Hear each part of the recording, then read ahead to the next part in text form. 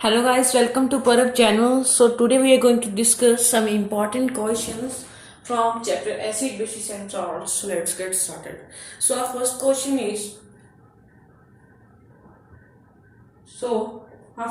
is how will you test for gas which is liberated when HCl react with active metal?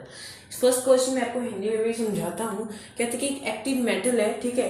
कहते कि हम कैसे पहचानेंगे कि जब HCl जो है हाइड्रोक्लोरिक एसिड जो है HCl वो किसी एक्टिव मेटल जैसे कि Na के साथ सोडियम के साथ रिएक्ट किया है तो कौन सी ऐसे प्रोडक्ट कौन कौन से फॉर्म होंगे। कहते हैं ये हमें कैसे पता चलेगा, ठीक है। ये हमें रिएक्शन करके पता चलेगा।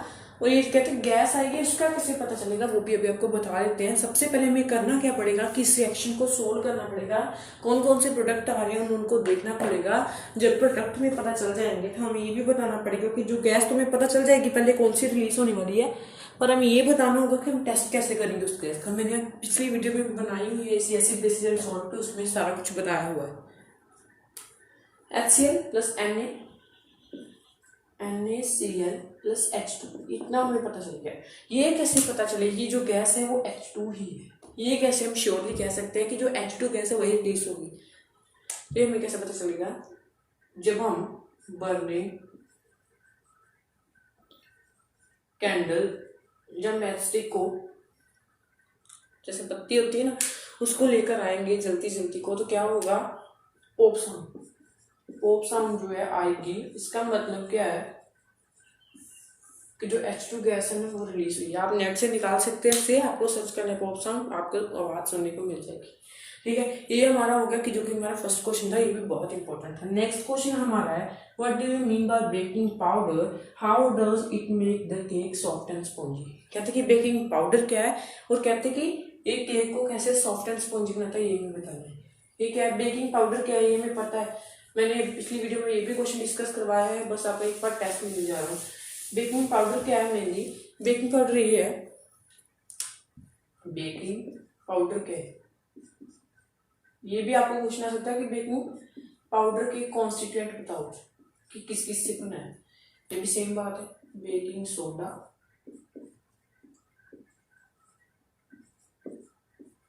प्लस टार्टरिक एसिड जो कि टैमरिन में क्या होता है, मिलता है टार्टरिक एसिड, ठीक है। ये भी हमारा क्वेश्चन हो गया। जो हम क्वेश्चन कर रहे हैं मैंने 3 मार्क्स के हैं। ये भी एक बेकिंग पाउडर का था। आगे है हमारा ये तो हमारा एक पार्ट था जो कि 1.5 मार्क्स का था। आगे एक्सप्लेन करने के लिए टार्टरिक एसिड टैमरिन में पाया जाता है, इसका फॉर्मूला बताने, NaHCO3 इसका केमिकल फॉर्मूला है, ठीक है। ये एंटासिड की तरह भी यूज होता है, आप कुछ भी बता सकते हैं, इसके और यूसेज भी बता सकते हैं। नेक्स्ट है कि वो स्पॉन्जी कैसे बनाता है, एक को स्पॉन्जी कैसे बनाता है या सॉफ्ट कैसे बनाता है, गद्दे की तरह कैसे बनाता है कि जो भी ऐसे ऐसे करे तो वो क्या करे, मतलब बैंड हो जाए। ये कैसे होता है, क्योंकि जब हम रिएक्शन करवाते हैं तो CO2 गैस जो है निकलती है। CO2 गैस जो निकलती है तो इससे क्या होता है कि CO2 गैस जो है स्पॉन्जी बनाने के काम आती है, जिसको स्पॉन्जी बनाने की हेल्प करती है। ये भी हमारा क्वेश्चन हो गया। अब आपको कई बार ये क्वेश्चन आ सकता है, यहीं से एक क्वेश्चन और उठ सकता है कि CO2 गैस का कैसे पता चलेगा, जब हम बर्निंग कैंडल से यहाँ पे बोलता हूँ, बर्निंग कैंडल को जब हम CO2 के पास लेकर आएंगे तो वो क्या कर जाएगी, एक्सटिंग्विश कर जाएगी। एक्सटिंग्विश का मतलब क्या है, मेनली एक्सटिंग्विश का मतलब है जलना बंद हो जाएगी, ठीक है, अपनी लाइट देना बंद कर देगी। इससे हमें पता चल जाएगा कि जो वहां पे CO2 गैस रिलीज हुई है जब हमने रिएक्शन करवाया, इसलिए क्या होता है कि स्पॉन्जी जो है फॉर्म होते हैं। हमारा सेकंड क्वेश्चन भी हो गया कंप्लीट। नेक्स्ट क्वेश्चन करते हैं when fresh milk is changed into curd and its pH value increases। ये भी देख लेते हैं। सबसे पहले मैंने आपको पिछली वीडियो में भी बताया था कि pH वैल्यू का चेंज होने पे किस पर हिसाब है, H+ आयन और OH नेगेटिव आयन जो कि एसिड के आयन से और बेस के आयन उस पर डिपेंड है, ठीक है। अच्छी तरीके से एक बार यूज कर लो। pH मैंने आपको कहा था कि pH चार्ट जो हमने रद्द करना है, pH चार्ट कुछ ऐसा होता है, यहाँ पे होता है 7, यहाँ पे एसिडिक यानी 0 से लेकर 6 तक और यहाँ से 8 से लेकर 14 तक बेसिक। ये है हमारा पीएच चार्ट जो मैंने आपको कहा था लर्न कर लेना। ये तो आपने मान लो कर दिया लर्न। अब आपको बता दूं कि करना कुछ कैसे है, हमको करना क्या है। मेनली उन्होंने क्वेश्चन क्या पूछा उसके हिसाब से अपन देखने कहते कि जब फ्रेश मिल्क है वो क्या हुआ है, कन्वर्ट हुआ है कर्ड में, और ये मतलब बन गया एसिड। कहते कि उसकी पीएच वैल्यू जो है डिक्रीज होगी, डिक्रीज यानी 0 से 6 होगी या 8 से 14 होगी, इंक्रीज होगी। ये दोनों में से हमें कोई ऑप्शन चूज करनी है। अगर यहाँ पे हमें पता है लैक्टिक एसिड आया, लैक्टिक एसिड प्रोड्यूस हुआ है, हमें पता है कि अब एसिड इस तरफ है, बेस इस तरफ है। डिक्रीज का मतलब 0 से लेकर 6 तक, इंक्रीज का मतलब है 8 से लेकर 14 तक। अब हमें डिसाइड क्या करना है, क्वेश्चन दोबारा से एक बार रीड करके देखते हैं। When fresh milk is converted into या change into curd which contain lactic acid, ये बताया नहीं हुआ कि उन्होंने उसके बीच में लैक्टिक एसिड, हमें खुद ब खुद ही ऐसे अरेंज करना है। कर्ड बन गया मतलब लैक्टिक एसिड बन गया। कि क्वेश्चन क्या है कि उसकी पीएच वैल्यू इंक्रीज होगी, 8 से 14 तक जाएगी या डिक्रीज होगी, 0 से 6 तक आएगी। ये हमें बताना है, 0 से लेकर 6 तक आएगी क्योंकि लैक्टिक एसिड प्रोड्यूस हुआ है, एसिडिक हुआ है। ठीक है, ये भी आपको पूरा तरीके से डिस्कस करना है। As milk is converted into curd content, we know curd content lactic acid, as lactic acid has a pH of 0 to 6, मतलब ऐसे बता लेना कुछ उसकी पीएच वैल्यू होती है। ठीक है, 5.5 समथिंग होती है। As lactic acid as a pH of 5.5, ठीक है, ये आपको बता देना। And milk has more pH as compare to curd, so lactic acid will decrease. Milk की ज्यादा होती है, मिल्क की क्या होती है, जो पीएच वैल्यू होती है वो ज्यादा होती है, हाई होती है, इसकी लो होती है। इसलिए जब मिल्क से कर्ड जो कन्वर्जन होगी उसकी, तो क्या होगा, लैक्टिक एसिड फॉर्म हो जाएगा। लैक्टिक एसिड का पीएच वैल्यू क्या है, लेस है, कम है, लो है। ये हमने कर लिया क्वेश्चन पार। नेक्स्ट क्वेश्चन पे चलते हैं। What happen chemically when quicklime is added to water? Quicklime का फॉर्मूला क्या है, ये भी हमने सबसे पहले देख लेना है। क्विकलाइम क्या है, चूना, चूना बोल सकते हैं या चूने का प्रोडक्ट बोल सकते हैं क्योंकि चूने में भी वही डलता है। क्विकलाइम मेनली है क्या, उसका भी बताता हूँ आपको। क्विकलाइम है CaO। कहते हैं कि जब इसमें वाटर मिक्स करें तो केमिकली बताइए क्या होगा, लो बता दी, ये हो जाएगा। अब पूछेंगे, उन्होंने पूछा नहीं है वैसे, अभी आपको बताना, खुद ब खुद ही बता देना है। ऐसा केमिकल, ये तो केमिकल ही होगा। अगर आपको फिजिकली पूछे तो फिजिकली आपको क्या बताना है, फिजिकली आपको कुछ ऐसे बताना है कि जब CaO और वाटर जो है मिक्स करेंगे COH2 बन जाएगा। यहाँ पर लिख देना है आपको क्विकलाइम, यहाँ पे आपको लिख देना स्लीगलाइम, ये इनके केमिकल नेम है। तो क्या होगा, टेम्परेचर जो है राइज हो जाएगा, बढ़ जाएगा, इंक्रीज हो जाएगा। ये किस टाइप का एग्जाम्पल है, कॉम्बिनेशन रिएक्शन का एग्जाम्पल है। ठीक है, ये आपके इस चैप्टर में भी दिया है और फर्स्ट चैप्टर जो कि केमिकल इक्वेशन एंड रिएक्शंस वाला चैप्टर है, उसमें भी ये बात बताई हुई है कि जब क्विकलाइम को वाटर में ऐड करते हैं स्लीगलाइम फॉर्म हो जाए, टेम्परेचर जो राइज हो जाता है। ये भी हमने क्वेश्चन कर लिया क्लियर, अपना हमारा डाउट हो गया clear. Our next doubt, name the gas evolved when dilute HCl react with sodium hydrogen carbonate, how is it recognized? मैंने क्वेश्चन आपको CO2 के बारे में पहले भी बता दिया, अभी आपको यही खुद बताना है कि CO2 को कैसे हम पहचान सकते हैं, ऐसे बता दूंगा वैसे फिर से। क्वेश्चन क्या है पहले उसको गहराई से समझते हैं। क्वेश्चन क्या है, कहते कि जब हमने क्या किया है, कहते हैं गैस का नाम बताना है जब HCl जो है हाइड्रोक्लोरिक एसिड स्ट्रॉन्ग एसिड, इसलिए इसको लिया जाता है मेनली। हाइड्रोक्लोरिक एसिड क्या है, स्ट्रॉन्ग एसिड। ठीक है, आगे इसको क्वेश्चन क्या लेंगे, इसके पास क्या होते हैं, बहुत सारे H+ पॉजिटिव आयन होते हैं।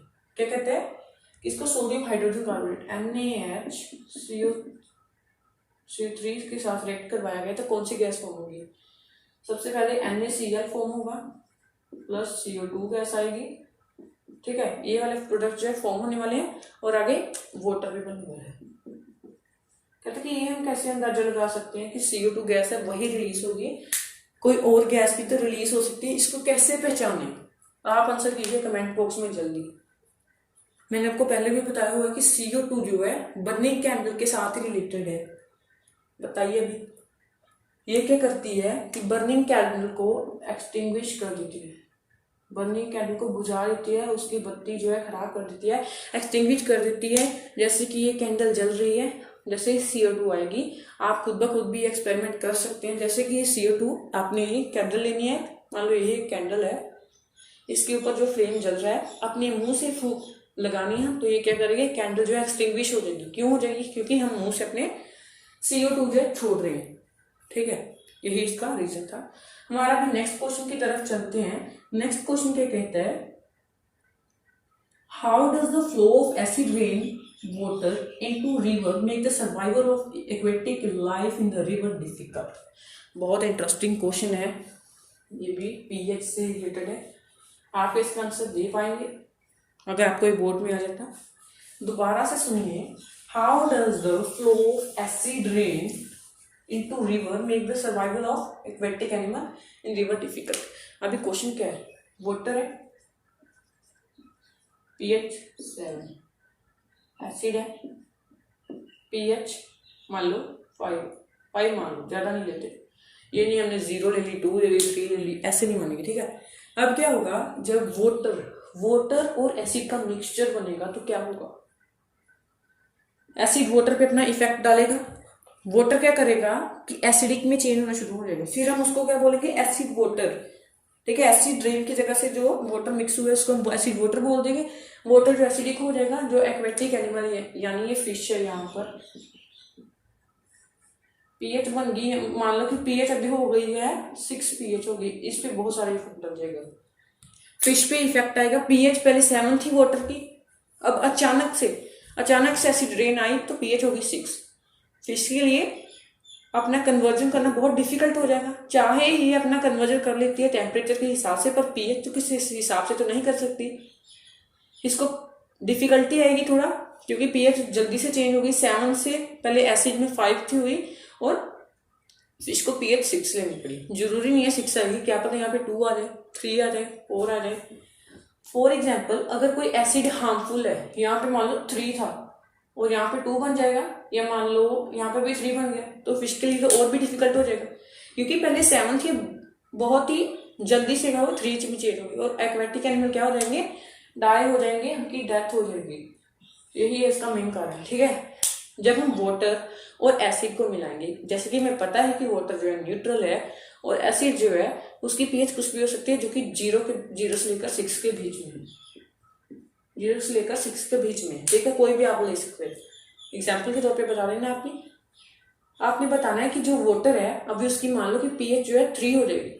वाटर खाली वाटर नहीं बताना है, water mixed with acid have a pH of 3, it is very difficult for aquatic animal to survive because pH has directly changed, converged। ठीक है, so due to this most of the aquatic animal will die, उनकी death हो जाएगी। आगे आपको साथ में ही question है कि हम इसकी प्रिवेंशन कैसे यूज कर सकते हैं। हम कैल्शियम कार्बोनेट की स्प्रे करते हैं, जिसके कारण क्या होता है कि हमारी जो फिश है वो उनकी डेथ होने से बच जाती है, क्योंकि वो क्या करते हैं, न्यूट्रलाइजेशन कर देता है। जैसे कि CaCO3 के बेस है, ये न्यूट्रलाइजेशन करेगा 3 को, फिर से 5 7 में चेंज करेगा। ठीक है, ऐसा ही कुछ कर देगा, पीएच उसकी बढ़ा देगा, यानी बेसिक कर देगा। थोड़ा सा बेसिक भी नहीं करेगा, एसिडिक भी नहीं करेगा, थोड़ा सा मीडियम में कर देगा। ठीक है, next question, how is the pH of solution of acid influence when it is diluted. Acid की बात की गई है, किसकी बात की गई है, एसिड की। एसिड को ऐसे लेने देते हैं, ठीक है। कहते हैं कि एक एसिड की मान लो pH हमें पता है कि 6 है, कहते हैं कि उसको डाइल्यूट किया है। मान लो कि इसमें पहले थे 100 H positive ion, 100 H positive ion से उसमें, कहते हैं कि उसको अभी वाटर के साथ मिक्स कर दिए गए। ये है बिफोर, अब ये है आफ्टर,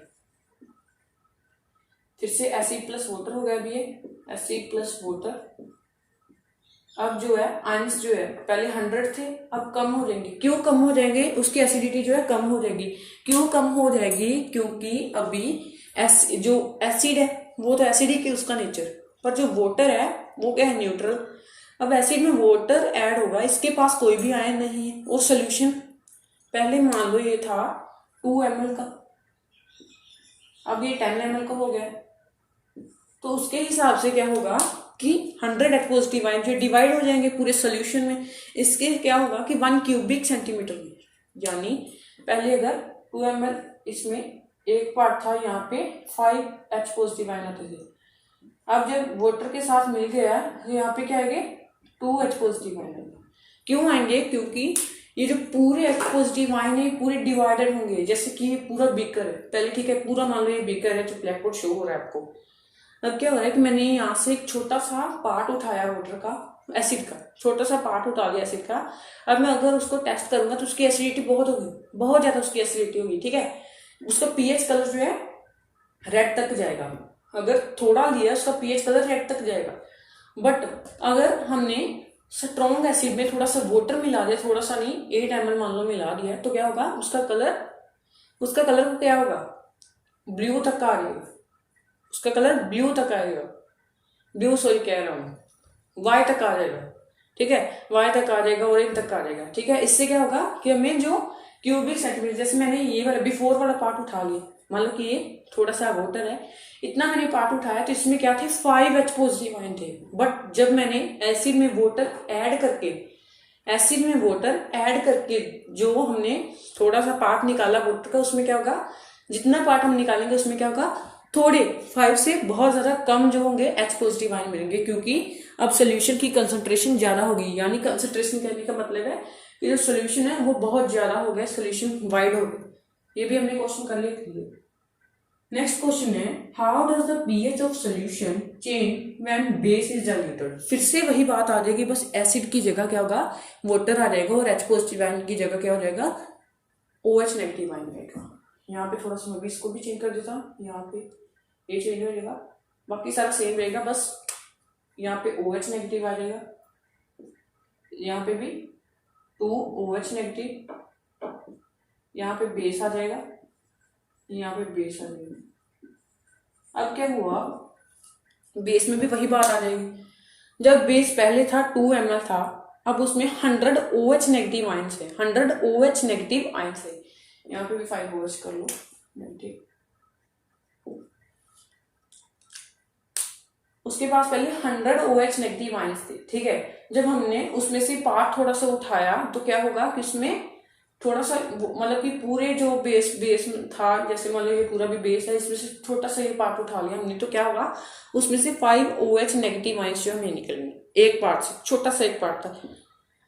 अब हमने इसमें बेस प्लस वाटर, बेस में थोड़ा सा वाटर ऐड कर दिया है, 8 ml का वाटर, यहाँ पे 2 ml का बेस लिया था, अभी 8 ml का वाटर ऐड किया है। अब क्या होगा कि जो बेस के OH नेगेटिव आयन थे वो थोड़े कम हो जाएंगे, क्योंकि कंसंट्रेशन जो वाटर की है ज्यादा होगी, सोल्यूशन की कंसंट्रेशन ज्यादा हो गई है। कहने का भाव ये है कि सोल्यूशन जो है बहुत ज्यादा हो गया है, अभी सोल्यूशन पहले से ज्यादा हो गया है। ये भी हो गया आपका डाउट क्लियर। नेक्स्ट है आपका arrange this in increasing order of their pH value NaOH blood lemon juice. सबसे पहले ये भी बहुत इंटरेस्टिंग क्वेश्चन है और इम्पोर्टेंट क्वेश्चन है, वैसे तो आप सोल्व कर ही लोगे, पर फिर भी आपके लिए करवा रहा हूँ, क्या पता डिफिकल्टी आ जाए, ठीक है। ये सब कुछ आपके लिए हो रहा है, सिर्फ आपको करना क्या लाइक करना है, कमेंट करना है, शेयर करना है वीडियो को।